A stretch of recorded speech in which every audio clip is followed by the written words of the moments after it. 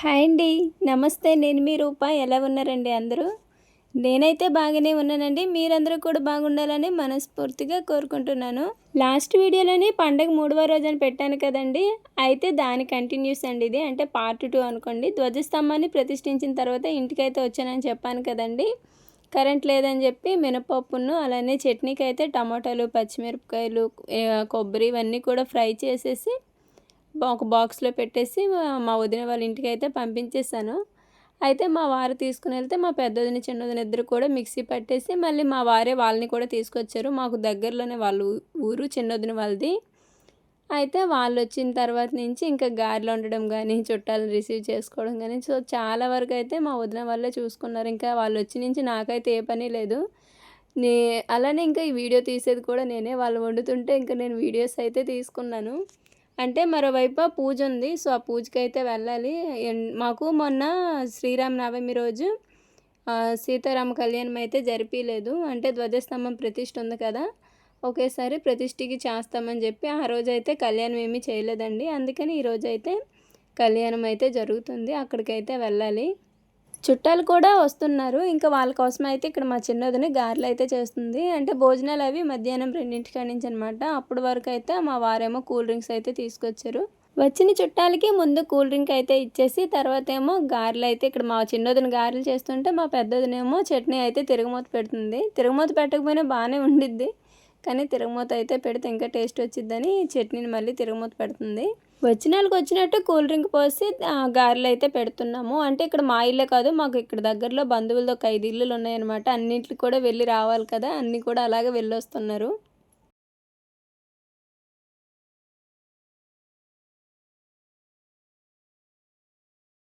ఇప్పుడనే కాదండి, మా ఇంట్లో ఏ ఫంక్షన్ జరిగినా, లేదంటే సంబరాలు జరిగినా సరే, మా వదిన వాళ్ళు వచ్చినంత వరకే నాకు పని ఎక్కువగా ఉంటుంది. వాళ్ళొచ్చిన నుంచయితే నేను ఫ్రీ అయిపోతాను. ఇంకా వాళ్ళే చూసుకుంటారు అంతా కూడా.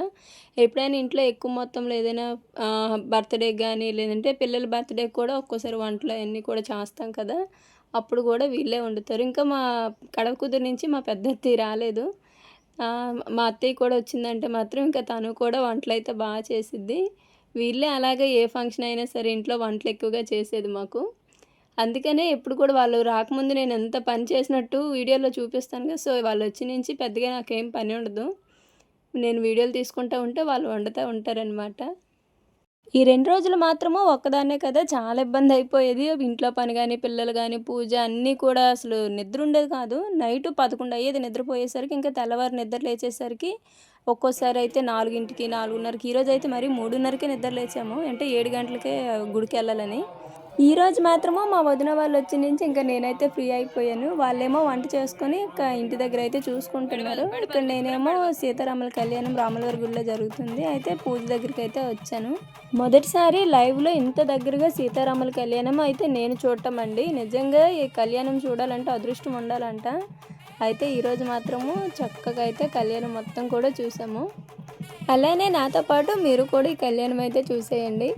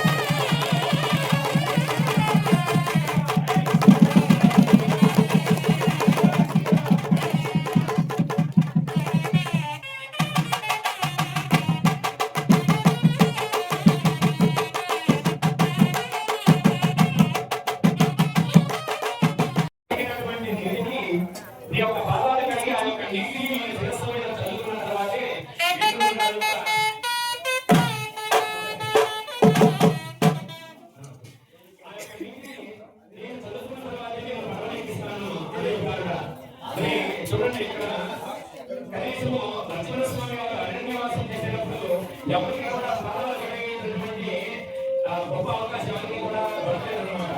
కళ్యాణం అయిపోయిన తర్వాత ఈ 3 రోజులు పూజలు చేశారు కదండి. బ్రాహ్మణులకైతే సాల్వాలు కప్పి సన్మానం అయితే చేశారు.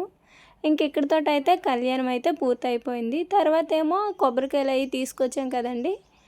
ఆ కొబ్బరికాయలను అయితే ఇక్కడ ధ్వజస్తంభం దగ్గర అయితే కొడుతున్నాము. కొబ్బరికాయలు అయితే 2 తీసుకొచ్చానమాట ధ్వజస్తంభం దగ్గరే కొడదామని. అంటే మా వారొకటి నేనొకటి ఇంకా ఫోన్ చేస్తేనేమో మా వారైతే వచ్చారు. వచ్చి నుంచి ఫోన్ అయితే తనకే ఇచ్చేసాను. ఇక్కడ చూసారు కదా అసలు క్యూ అయితే మాత్రం మామూలుగా లేదు. ఎంతసేపు నిలబడ్డామో తెలియదనమాట. కొబ్బరికాయలు కొట్టిన చోట ఎప్పుడు ఆలస్యమే. ధ్వజస్తంభము ఇప్పుడే కదా ప్రతిష్ఠ చేశారు. ఇంకా వెంటనే సున్నం అయితే వేసేసి మొత్తం పూర్తి చేశారు. అయితే అంతా కూడా బయటే కొట్టాలి కాబట్టి చాలా టైం అయితే పట్టిందనమాట. చూసారు కదా చాలాసేపు అయితే నిలబడ్డాము. ఇంకా మా వారేమో నేను వద్దులే నువ్వే 2 కొబ్బరికాయలు కూడా కొట్టేసేయాలని అయితే అన్నారు. ఇంకా 2 కొబ్బరికాయలు కూడా నేనే కొట్టేసాను. జనం చూసారు ఇంకా లోపలే ఉన్నారు, ఇంకా బయటికి రాలేదు. వీళ్ళైతే అంటే ఒక్కొక్కరు అలా వెళ్తుంటే వస్తున్నారనమాట.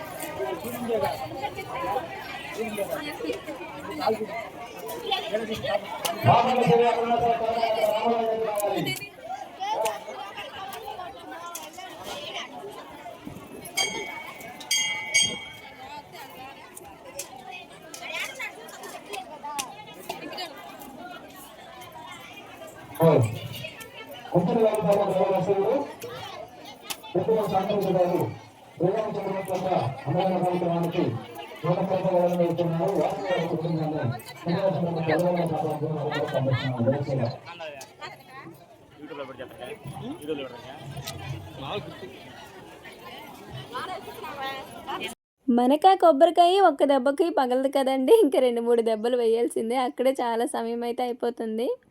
మెల్లగా 2 కొబ్బరికాయలు కొట్టేసి ఇక్కడ గుడి లోపలికైతే వచ్చి పంతులు గారికి దక్షిణ వేసి ఆశీర్వాదం అయితే తీసుకున్నాను. నాతో పాటు మా వారిని కూడా తీసుకొచ్చాను. ఎందుకంటే మా వారు గుళ్ళకి వెళ్ళడం చాలా అరుదనమాట. పెద్దగా వెళ్ళరు. అలానే భక్తి లేదని కాదు, భక్తి చాలా ఉండిద్ది.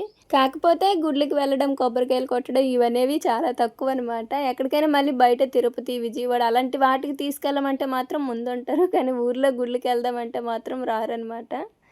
అయితే మా వారిని కూడా ఇంకా లాక్కొచ్చి మెల్లగా ఆయన్ని కూడా ఇక్కడ పంతులు గారి ఆశీర్వాదం అయితే తీసుకోమని చెప్పాను. ఇంక ఇక్కడ కళ్యాణం జరిగే కాడ ఇద్దరం కూడా దండం పెట్టుకొని ఇంక ఇక్కడ చిన్న వీడియో అయితే తీసుకున్నాము. చూసారు కదా కళ్యాణం మాత్రం చాలా చక్కగా జరిగింది. నాకైతే మాత్రం మొదటిసారి చూడటం కదా, అందుకే ఈ పండుగ నిజంగా గుర్తుండిపోయేలాగే ఉంది. ఎందుకంటే అన్నీ కూడా చాలా బాగా జరిగాయి అన్నమాట.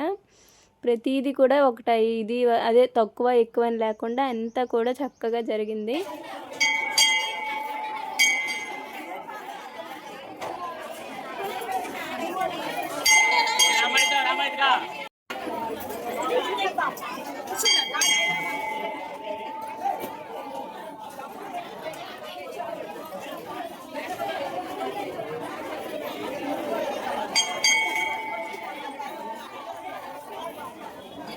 మామూలుగా రద్దీ ప్లేస్లోని జనం ఎక్కువ ఉండే చోట అస్సలు ఉండలేము. కానీ గుడిలో మాత్రము ఎంతమంది జనం ఉన్నా సరే ప్రశాంతంగా ఉండిద్ది.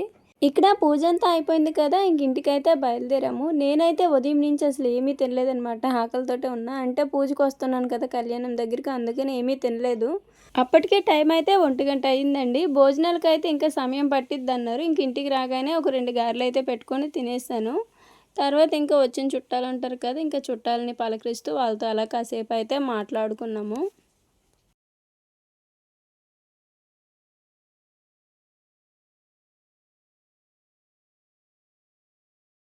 వచ్చిన వాళ్ళందరికీ కూడా చీరలు పెట్టాలని చెప్పాను కదండి. ఇక్కడ మా పెద్దొదిన నేను ఇద్దరం కూడా కవరాల్లో అయితే చీరలు అయితే పెడుతున్నాము. అంటే ఎవరికి ఏమేమి ఇవ్వాలి అలానే సరిపోతాయి లేదని అయితే మా వదినకైతే చూపించాను.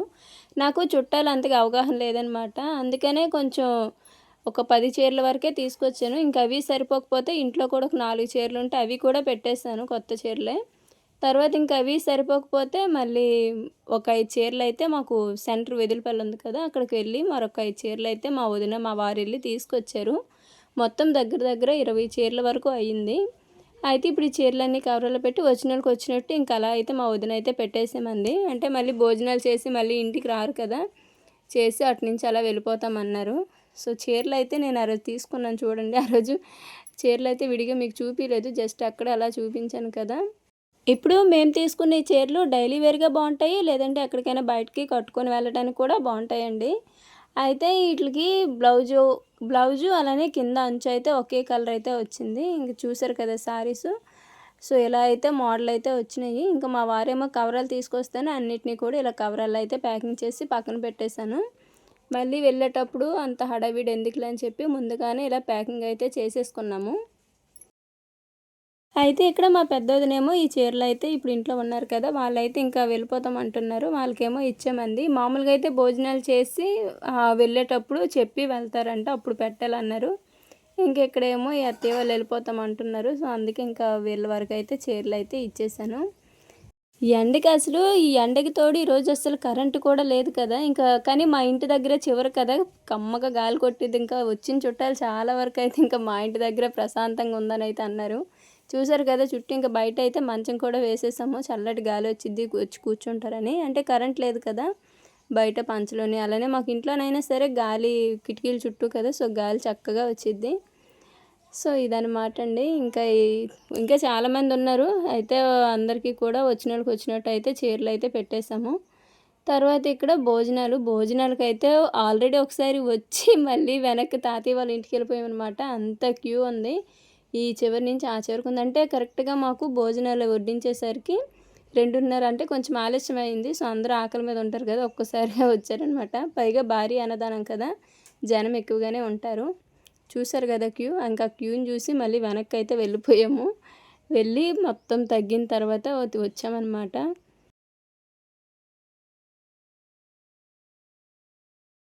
ఇక్కడ 2 ప్లేట్లు కూడా నాకే అనుకోకండి, మా నాన్నమ్మకి నాకు. నాన్నమ్మ అయితే రాలేదనమాట, అందుకనే తనకి కూడా తీసుకువెళ్తున్నా. ఇంకా మా బుడ్డదేమో మాతో పాటే వచ్చి తింటానంటుంది. ఇంకా అంటే ఇంటికి ఆల్రెడీ తీసుకొచ్చి పెడితేనేమో తిందంట, మాతో పాటు వస్తానని చెప్పి వచ్చింది. ఇంకా అలా అత్త అయితే పట్టింది దానికోసము. ఇక్కడ ఇంకోటి ఏంటంటే మా తాతయ్య వాళ్ళ ఇంటి ఎదురుగానమాట, ఎక్కువ దూరమేం కాదు. అయితే ఇక్కడే పట్టేసి తాతయ్య వాళ్ళ ఇంటి దగ్గర అయితే వెళ్ళి తిన్నాము.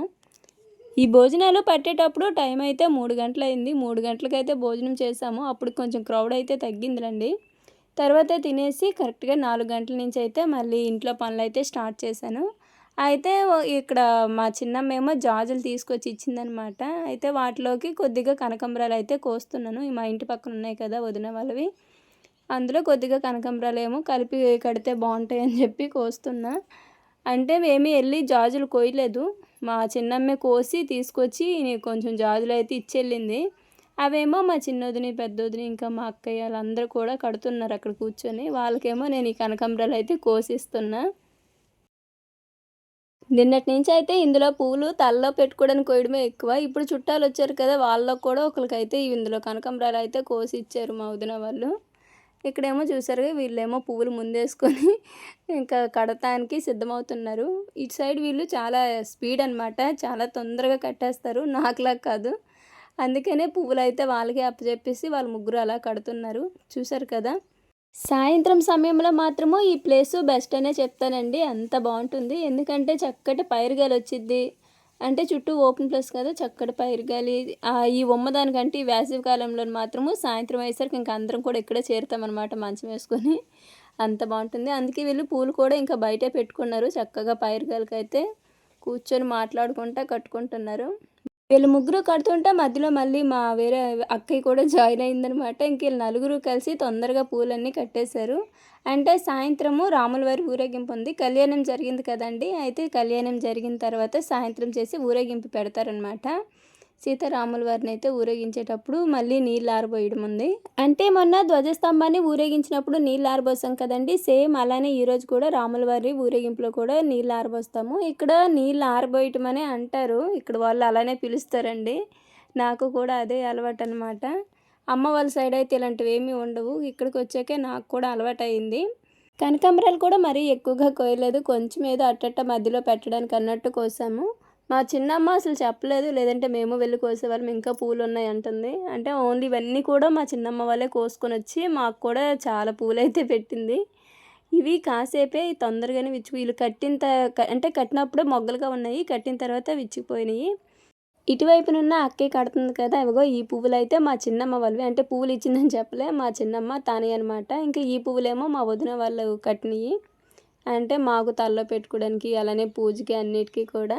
పువ్వులు మాత్రము చాలా స్పీడ్గా అయితే కట్టేశారు. పువ్వులు కట్టడం అయితే ఇంకా ఆల్మోస్ట్ అయిపోయినట్టే. నెక్స్ట్ ఏమో ఇంట్లో పని అయితే స్టార్ట్ చేస్తాము. ఇక్కడ మా పెద్దదినేమో అంట్లు కడిగేస్తుంది, నేనేమో ఇల్లంతా కూడా మంచిగా సర్దేసుకొని ఇల్లు అయితే ఊడుస్తున్నా. నెక్స్ట్ ఇప్పుడు ఊరేగింపు కూడా ఒకవైపు అయితే స్టార్ట్ అయిపోయిందనమాట. ముందు నన్నైతే మా పెద్దదిన స్నానం చేసుకుని నువ్వు పూజ సామాన్లు తీసుకొని తాతయ్య వాళ్ళ ఇంటి దగ్గరికి వెళ్ళిపో, మేము చూసుకుంటాంలో మిగతా ఏదైనా పని ఉంటేనైతే అన్నారు. వంట చేయడం అయితే ఏమీ లేదు, నైట్కి కూడా అన్నదానమే. ఇంకా నేనైతే ఫ్రెష్ అయిపోయి ఇంకా శారీ ఏం కట్టుకోలేదు, నార్మల్గా సింపుల్గా డ్రెస్ అయితే వేసుకుని దీపారాధన అయితే చేసుకుని పూజ సామాన్లు తీసుకొని తాతయ్య వాళ్ళ ఇంటికి వచ్చేసాను. ఇక్కడ ఆరబోయటానికి నీళ్ళు కూడా రెడీ చేసి పెట్టుకోవాలి కదా, అందుకని కొంచెం తొందరగానే వచ్చేసాను. మరోవైపు ఏమో ఊరేగింపు కూడా స్టార్ట్ అయిపోయింది.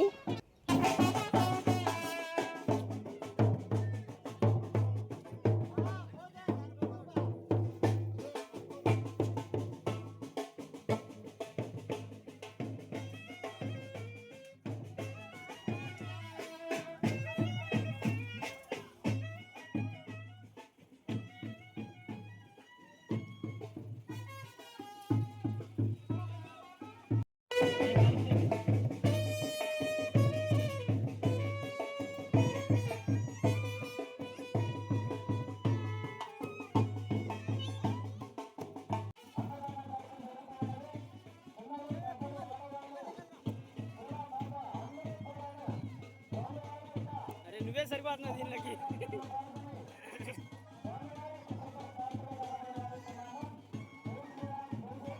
అరే అరే ఎంత కష్టం వచ్చిందిరా.